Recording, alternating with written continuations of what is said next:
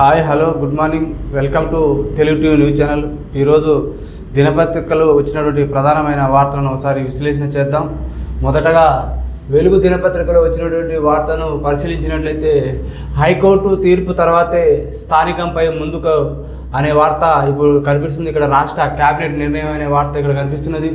Local body ఎలక్షన్లో ఇద్దరు పిల్లల నిబంధన ఎత్తివేత, పంచాయతీరాజ్ చట్టం 2018లో సెక్షన్ 21 క్లాస్ 3 తొలగింపు, 2028 జూన్ నాటికి ఎస్ఎల్బీసీ పనులు పూర్తి చేసేందుకు ఆమోదం, 4 సూపర్ స్పెషాలిటీ దవాఖానాలను వేగంగా పూర్తి చేయాలని నిర్ణయం తీసుకున్నట్టు ఇక్కడ క్యాబినెట్ సమావేశంలో తీసుకున్న నిర్ణయాలను ఇక్కడ ప్రధానమైన వార్తల్లో కనిపిస్తున్నది. 1500 మెగావాట్ల బ్యాటరీ విద్యుత్ స్టోరేజీ ప్లాంట్ గ్రీన్ సిగ్నల్, వచ్చే నెల 7న మళ్ళీ క్యాబినెట్ భేటీ, స్థానిక రిజర్వేషన్లపై డిసిషన్ తీసుకునే అవకాశం కల్పిస్తున్నట్టుగా ఇక్కడ క్యాబినెట్ మంత్రుల సమావేశంలో ఇక్కడ వెల్లడించడం జరిగింది. ఈ క్యాబినెట్ నిర్ణయాలు వెల్లడించిన మంత్రులు పొంగిలేటి, జూపల్లి, పొన్నం ప్రభాకర్ గౌడ్ అనేవి ఆ వార్త ఇక్కడ కనిపిస్తున్నది. ఇక్కడ ఏదైతే హైకోర్టు తీర్పు తర్వాతే స్థానిక ఎన్నికలు గతంలో బ్రేక్ ఇచ్చింది, హైకోర్టులో ఇక్కడ బ్రేక్ ఇచ్చింది, సుప్రీంకోర్టు కూడా బ్రేక్ ఇచ్చింది, స్టే ఇవ్వడం జరిగింది. హైకోర్టు తీర్పు తదనంతరమే స్థానిక ఎన్నికలకు పోవాలనే అంశం కూడా ఇక్కడ వాళ్ళు క్యాబినెట్ మంత్రివర్గ సమావేశంలో నిర్ణయం తీసుకున్నట్టుగా కనిపిస్తున్నది. దాంతోపాటు ఏదైతే గతంలో 2018 సెక్షన్ 21 క్లాస్ 3 ఏదైతే ఉన్నదో దాన్ని తొలగించి ఇప్పుడు ఆ గతంలో ఇద్దరు పిల్లలు ఉంటేనే స్థానిక సంస్థల్లో పోటీ చేసే అవకాశం కల్పించారు. గతంలో ఉన్న చట్టం పంచాయతీ చట్టం, ఇప్పుడు అది ఉన్న చట్టాన్ని తొలగించి ఆ ఇద్దరు పిల్లల ఏదైతే తీసుకొచ్చిన అది తొలగించి ఇప్పుడు ఎంత అంటే ఇద్దరు పిల్లలు తీసేసి ఇక ఎంతమంది పిల్లలు ఉన్నా కూడా చేసుకునే అవకాశం స్థానిక సంస్థల ఎలక్షన్లో కనిపిస్తున్నట్టుగా వార్తను చూడొచ్చు. ఇక మరో ప్రధానమైన వార్తను మనం పరిశీలించినట్టే జూబ్లీ హిల్స్పై సీఎం ఫోకస్ అనే వార్త కనిపిస్తున్నది.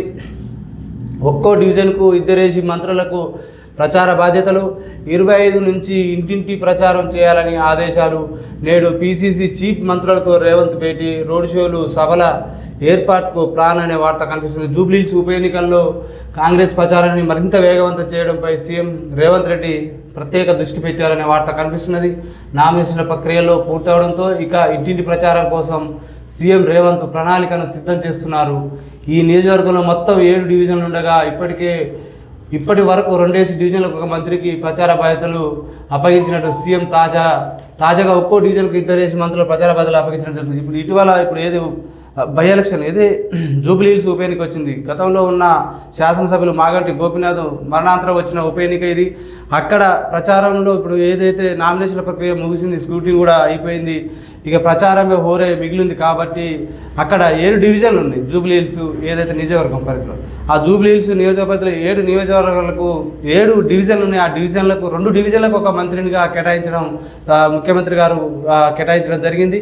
ప్రచార హోరును కూడా సభలు, రోడ్ షోలు కూడా వేగవంతం చేయాలని కూడా వార్త కూడా కనిపిస్తున్నది. ఇక మరో వార్త చూసినట్టయితే ఇక్కడ జూబ్లీ హిల్స్లో గెలిస్తేనే పార్టీకి భవిష్యత్తు అనే వార్త ఇక్కడ కేసీఆర్ గారు కనిపిస్తున్న వార్త కనిపిస్తున్నది. జూబ్లీ హిల్స్లో గెలిస్తేనే పార్టీకి భవిష్యత్తు, చక్కదనంగా నడిచే బీఆర్ఎస్ సర్కారును పోగొట్టుకున్నామని జనం బాధపడుతున్నారు. ఉప ఎన్నికల్లో మనల్ని గెలిపించడానికి సిద్ధంగా ఉన్నారు. 10 ఏళ్ళు పస్తులుండి పైసా కూడబెట్టినాం. ఇప్పుడు ఆర్థిక వృద్ధిలో తెలంగాణ వెనకబడ్డదని రిపోర్టులు వస్తుంటే కళ్ళల్లో నీళ్లు వస్తున్నాయన్న బీఆర్ఎస్ చీఫ్ కేసీఆర్ గారు ఇక్కడ అంటున్న వార్త కనిపిస్తుంది. ఎర్రవల్లి ఫామ్ హౌస్లో 3 గంటల పాటు సన్నాహక సమావేశం, నేతలను పలకరిస్తూ ఉత్సాహంగా కనిపించిన కేసీఆర్. కాంగ్రెస్ ప్రత్యామ్నాయం బీఆర్ఎస్ అని కేసీఆర్ కూడా ఇక్కడ ప్రకటించడం జరిగింది. జూబ్లీ ఎన్నికలు గెలిస్తేనే పార్టీకి భవిష్యత్తు అనే వార్త కూడా బ్యానర్ ఐటెం కనిపిస్తుంది. గత 10 ఏళ్లలో ఏదైతే 10 ఏళ్లలో మేము 10 ఏళ్లలో పస్తులుండి పైసా కూడబెట్టినాం. ఇప్పుడు రాష్ట్ర పరిస్థితి ఆర్థికంగా దిగజారిపోయింది. ఎక్కడ కూడా తెలంగాణ ఏదైతే ఆర్థికంగా వెనకబడిన రిపోర్ట్లు వస్తున్నాయని కూడా మాట ఉటంకించడం ఇక్కడ జరుగుతుంది. ఇక్కడ కనిపిస్తున్న వార్త. ఇక మరో వార్త ఇక్కడ చూసినట్టయితే నమస్తే తెలంగాణ పత్రిక. ఇక నమస్తే తెలంగాణ పత్రికలో దగాకోరును కాంగ్రెస్ గల్లపట్టి నిలదీయాలనే వార్త బ్యానర్ కనిపిస్తుంది. జూబ్లీ హిల్స్లో బీఆర్ఎస్ విజయం ఎప్పుడో ఖాయం, తేల్చాల్సింది మెజార్టీని బీఆర్ఎస్ అధినేత కేసీఆర్. ఇక్కడ చేరికలు కూడా కనిపిస్తున్నాయి. తెలంగాణ భవన్లో గురువారం బీఆర్ఎస్ వర్కింగ్ ప్రెసిడెంట్ కేటీఆర్ సమక్షంలో పార్టీలో చేరుతున్న హెచ్వైసి వ్యవస్థాపకుడు మైనార్టీ నేత సల్మాన్ ఖాన్ అనే వార్త కూడా ఇక్కడ కనిపిస్తుంది. కారు కావాలన్నా బేకార్ కాంగ్రెస్ కావాలన్నా అని కూడా వార్త కనిపిస్తుంది. కారు కావాలన్నా బేకార్ కాంగ్రెస్ కావాలని వార్త కనిపిస్తుంది. జూబ్లీహిల్స్ ఉప ఎన్నికల్లో కారు బుల్డోజర్ మధ్య పోటీ పైన బడేబాయి ఇక్కడ చోటేబాయి మైనార్టీలకు దగా లేక మోకా ఇస్తే ప్రజలకు దోకా చేసిన కాంగ్రెస్ అనే వార్త కూడా ఇక్కడ నమస్తే తెలంగాణలో ప్రచురించడం జరిగింది. ఇంకో మరో ప్రధానమైన వార్త చూస్తూ 100 కోట్ల దందా కోసమే లేబుల్ ఫైట్ అనే వార్త కనిపిస్తుంది. బ్రదర్స్ కోసం ముఖ్య నేత కొడుకు కోసం మంత్రి హాలోగ్రామ్ టెండర్లపై కన్నేసిన బిగ్ బ్రదర్స్ పాత కంపెనీలకే కాంట్రాక్ట్ ఇచ్చేలా ఒప్పందాలు కొడుకు స్నేహితుడు కంపెనీ కోసం మంత్రి యత్నం ముఖ్య నేత మంత్రి మధ్య మొదలైన పంచాయతీ నేతల మధ్య వివాదానికి 2 ఐఏఎస్లు బలి కమిషనర్ శ్రీధర్పై బదిలీ వేటు అదే కారణం రిజ్వీ పైన కూడా కక్ష పెంచుకొని ఒత్తిడి చేసిన మంత్రి అనే వార్త కూడా ప్రధానంగా కనిపిస్తున్నది. ఏదైతే ఇప్పుడు ఇటీవల వైన్స్లకు టెండర్లు కొనసాగుతుంది. అక్కడ డిస్టిలరీస్ ఉంటాయి, ఉత్పత్తి చేసే డిస్టిలరీస్లో లేబుల్లపై కూడా అక్కడ ఒత్తిడి చేసిరట. లేబుల్ హాలోగ్రామ్ టెండర్లపై కన్నేసిన బ్రదర్స్ అనే వార్త కూడా కనిపిస్తున్నది. ఈ మద్యం టెండర్ల విషయంలో కూడా ఇది గతంలో 2 లక్షలు ఉండే దాన్ని ఇప్పుడు 3 లక్షలు చేసి ఇంకా పెంపొందిస్తుంటూ ఇక్కడ గ్రామాలలో ప్రజలు కూడా మద్యపానం నిషేధంతో పాటు బెల్ట్ షాపులు నియంత్రించాలని మెజార్టీ ప్రజలు కూడా మహిళలు కూడా ప్రధానంగా డిమాండ్ చేస్తున్నారు. అయినా కూడా ఈ టెండర్లు కొనసాగుతున్నాయి. ఇంకా ఇది రెట్టింపు అవుతుంది తప్ప తగ్గే పరిస్థితులు అయితే కనిపిస్తలేవు. ఇంకో మరో ప్రధానమైన వార్త ఇక్కడ కనిపిస్తుంది. మన గుట్టు మనమే రట్టు చేస్తే ఎట్లా అనే వార్త కనిపిస్తుంది. మంత్రుల మధ్య పరస్పర ఆరోపణలు లేనిది ఒకటి తర్వాత ఒకటి వివాదాలు ఎందుకు, ఇట్లా రచ్చకెక్కితే మీతో పాటు అందరికీ చెడ్డ పేరు, ఏదైనా ఉంటే నాతో లేదా బట్టితో చెప్పండి, మీడియాకు ఎక్కొద్దు, రచ్చ చేయొద్దు, అధికారులకు నచ్చకపోతే చెప్పండి మార్చేస్తా, క్యాబినెట్ భేటీలో మంత్రులతో సీఎం రేవంత్ అనే వార్త కూడా కనిపిస్తుంది. అధికారులను పంపించేసి 2 గంటల పాటు రాజకీయ అంశాలపై మంత్రుల మధ్య చర్చ, గౌరవం దక్కడం లేదని బీసీ మంత్రులు హగ్రం రిజ్వీ ఉదాంతం పూడ్చలేని నష్టమని వ్యాఖ్య, చెక్ పోస్టుల ఎత్తివేతపై సీఎం ప్రశ్నించిన పొన్నం, మంత్రినైనా తనకు చెప్పకపోవడంపై నిలదీత, తనకు శాఖపై పట్టులేదని చెప్తున్నారన్న ప్రశ్న కూడా ఇక్కడ కనిపిస్తుంది. ఇదేది నమస్తే తెలంగాణలో కనిపిస్తున్న వార్త. ఇంకో మరో దినపత్రికను పరిశీలించినట్టయితే ఈనాడు దినపత్రికలు మళ్ళీ ఇది హైకోర్టు తీర్పు తర్వాత స్థానిక ఎన్నికపై కూడా వార్త కనిపిస్తున్నది. ఇంకో మరో ప్రధానమైన ఇది అంతర్జాతీయ రష్యాపై ఆంక్షల కోరడానికి కూడా వార్త కనిపిస్తున్నది. 2 అతిపెద్ద చమురు సంస్థలపై అమెరికా నిషేధం, ఆర్థిక ఆంక్షలు విధించిన EU నవంబర్ 21 నుంచి అమల్లోకి పెద్దగా ప్రభావం పడబోదన్న రష్యాపై అమెరికా ఐరోపా కూటమి కూటమి ఆంక్షల కొరడా జలిపించింది. 2 అతిపెద్ద చమురు సంస్థలపై అగ్రరాజ్య ఆంక్షలు విధించగా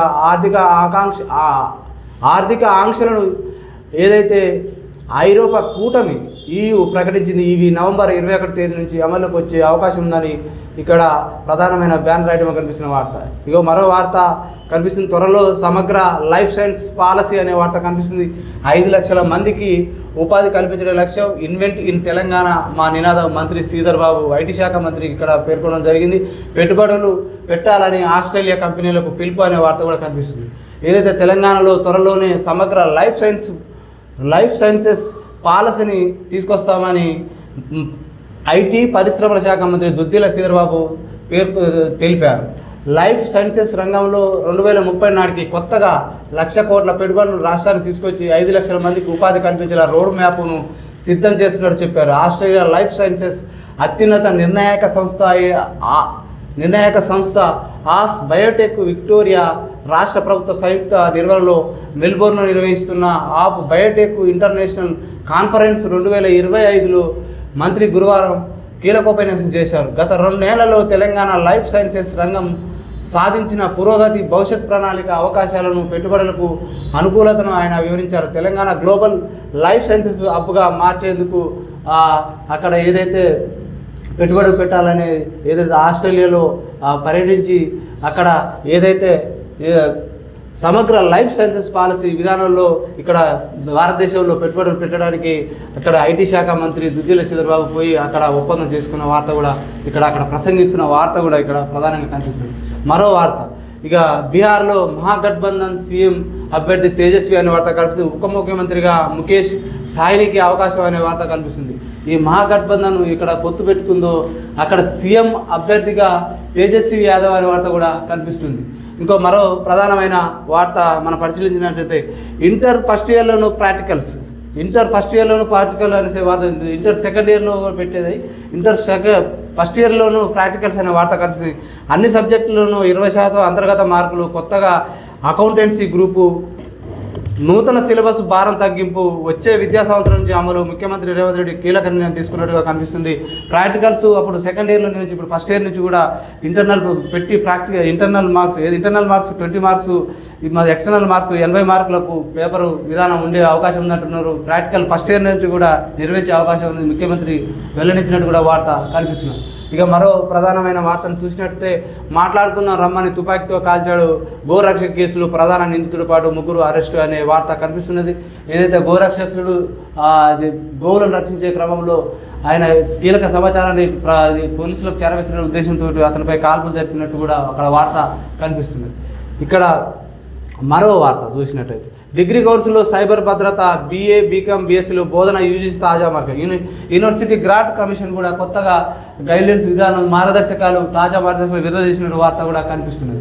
డిగ్రీ కోర్సుల నుంచి సైబర్ భద్రతపై ఇక్కడ అవగాహన కల్పించే కోర్సులను ప్రవేశపెట్టాలని ఇక్కడ ఏదైతే యూనివర్సిటీ గ్రాంట్ కమిషన్ నిర్వహించినట్టుగా వార్త కనిపిస్తున్నది.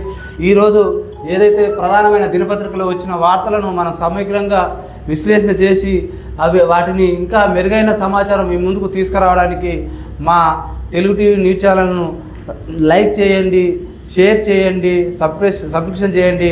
బెల్ బటన్పై మీరు ఎన్ని లైక్స్ చేస్తే మాకు ఇంకా అంతకన్నా రెట్టింపు ఉత్సాహంతో మీ ముందుకు తాజా వార్తలు తీసుకొచ్చి చూస్తూనే మీ తెలుగు టీవీ.